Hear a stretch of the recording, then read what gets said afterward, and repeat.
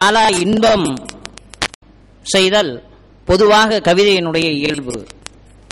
தொல்காப்பிய பூங்காவிலே 100 மலர்கள் இருப்பதை நீங்கள் கண்டிருக்கலாம். அந்த 100 மலர்களிலும் எழுத்து சொல் எனும் அதிகார நூற்பாக்களை மட்டும் மலராக தொடுக்கும் போது கலைஞர் உரைநடை வடிவத்திலே உரையாடல்களை அமைத்திருக்கிறார். மொத்தம் 100 மலர்கள் இருக்கின்றன. அதிலே எழுத்ததிகாரத்திலே மட்டும் ஒரு 10 மலர்களை தொடுத்து காட்டுகிறார். சொல்லதிகாரத்திலே ஒரு 7 மலர்கள். அதற்கு பிறகு மீதம் இருக்கக்கூடிய 83 மலர்களிலும் பொருளதிகாரத்தினுடைய பூங்கொத்துக்களை அள்ளி அள்ளி வழங்குகிற பாங்கினை நம்மால் உணர முடிகிறது. கலைஞருக்கு உரையாடல் தீட்டுவது என்பது மிகச் சாதாரணம். முதல் மலராக அவர் தரக்கூடிய எழுத்து என்கிற மலரிலேயே அதை வெளிப்படுத்தி விடுகிறார். இன்னொன்று, இதிலே ஒரு புதிய ஒரு கருத்தை முன்வைக்கிறார்.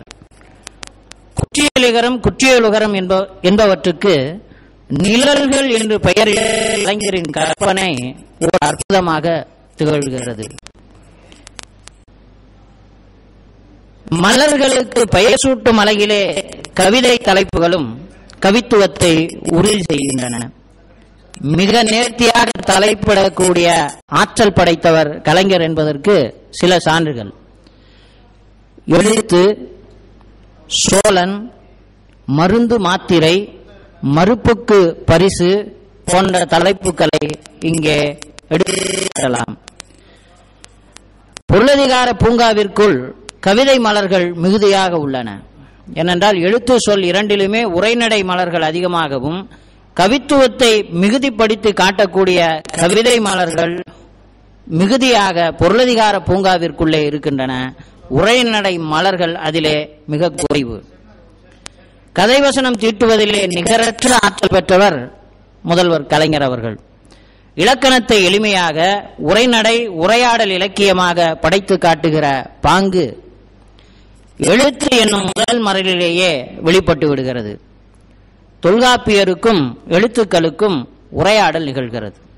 ஏன்னா இந்த உரையாடல் பாங்க தொல்காப்பிய பூங்கால பல இடங்கள்ல பார்க்க முடியாது. 2 பேர் பேசிட்டு இருப்பாங்க. அது யாராக வேண்டுமானாலும் இருக்கலாம். இதுல என்ன ஒரு புதுமை என்றால், தொல்காப்பியருக்கும் எழுத்து பேசுது. மெய்யெழுத்துக்கள், உயிர்மெய் எழுத்துக்கள் இவைகள் எல்லாம் அங்கே உரையாடும் போது மெதுவாக நிற்கிறது குற்றியலுகரம், மெதுவாக நிற்கிறது குற்றியலுகரம். இவைகளை நிழல்கள் என்று அவர் சொல்லி இருப்பது ஒரு புதுமை. 2வது மலரிலே ஆசிரியருக்கும் மாணவர்களுக்கும் இடையே ஒரு 2 நூற்பாக்கள் அதிலே விளக்கம் பெறுகின்றன. அதற்கு பிறகு உயிர்மை என்கிற 3வது மலர், அதிலே உயிரும் மெய்யும் போல விளங்குகிற கலைஞருக்கும் அவரது நண்பர்களுக்கும் இடையே கடற்கரையிலே ஒரு உரையாடல் நிகழ்கிறது.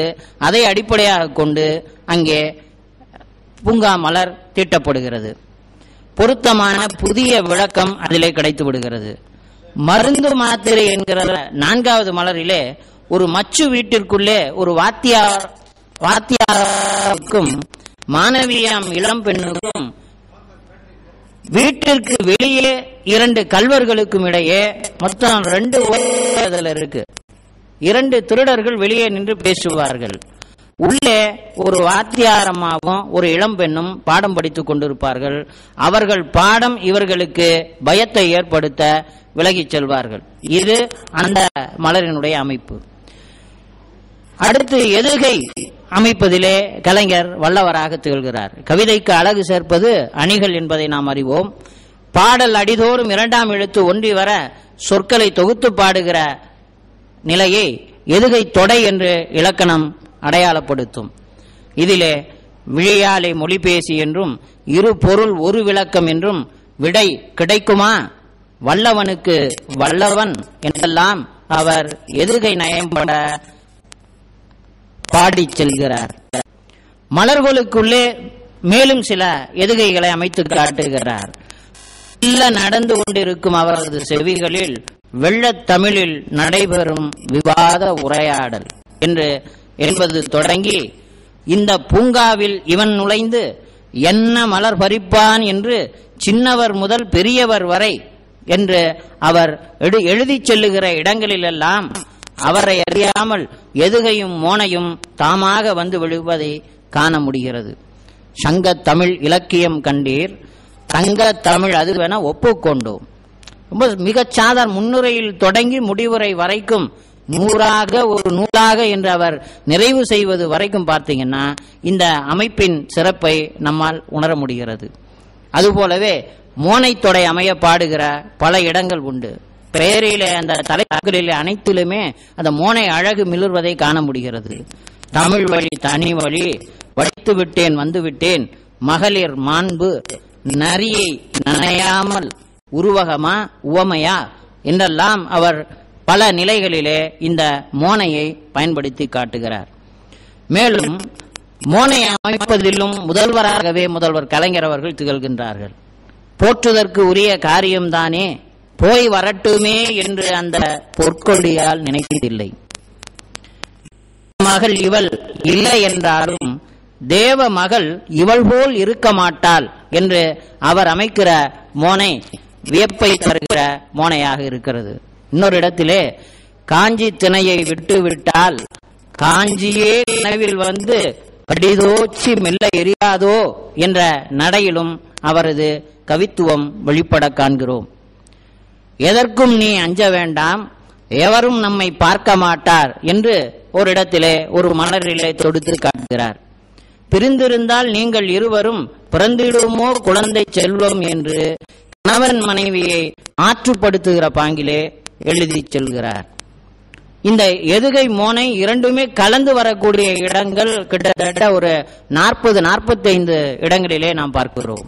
அதிலே ஒன்று, புறவிகளே உமக்கு புண்ணியம் உண்டு, புயலாய் சென்று என் பூங்கொடியிடம் என்னை சேர்த்திடுக என நெஞ்சால் கெஞ்சுகிறான் என்று எழுதுகிறார். உவமைகளை கூறுவதிலே ஒப்பற்ற கவிஞராக கலைஞர் அடையாளப்படுத்தி காட்டப்படுகிறார்.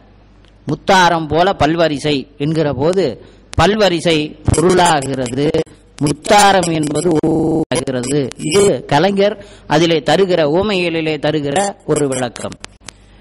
இப்படி தொல்காப்பிய பூங்காவெங்கும் ஏராளமான உவமைகள் மழிந்து கிடக்கின்றன. அதிலே ஓர் இரண்டை சுட்டிக்காட்டுகிறேன். மலை உண்டு வருவது போல் களத்தில் யானைகள் வரும்போது நிலை குலைந்து போகாமல் நேர் நின்று மோதும் வீரன், இது ஒரு உவமை. இமைகள் மூடியிருந்தன. முதல் இதில் தொல்காப்பியரை அவர் எழுதும்போது எழுத்து என்கிற மலரிலே சொல்லுகிறார். இமைகள் மூடியிருந்தன எனினும் நெடுநேரம் மழை நீரில் ஊறிய நெல்லுக்குள்ளிருந்து அரிசி தலை காட்டுவது போல வெள்ளை விழிகள் இமைகளின் இடுக்குகளில் ஒளி காட்டிய வண்ணம் இருந்தன. இப்படி இன்னொரு இடத்திலே, நான் இந்த மடத்தின் இளையவர், என்னவோ தீக்குளித்து செத்தானே கீழப்பழுவோர் சின்னச்சாமி, அவனை அழைப்பது போல் அழைக்கின்றீரே என்கிற நிலையிலே அவர் ஒரு உவமையை அமைத்து செல்கிறார். இயல்பு தொடைகளை அடுக்குவதிலே கலைஞர் தன்னிகரற்ற ஆற்றல் பெற்றவராக திகழ்கிறார். அழகு மலர், அறிவு மலர், அன்பு மலர், ஆதிகால தமிழ் பண்பு மலர் என்றெல்லாம் எழுதி சொல்கிறார். எதையும் தாங்குமன்றோ எருமை, அதற்கும் இலக்கியத்தில் இப்படி ஒரு பெருமை என்று எருமை மரம் குறித்து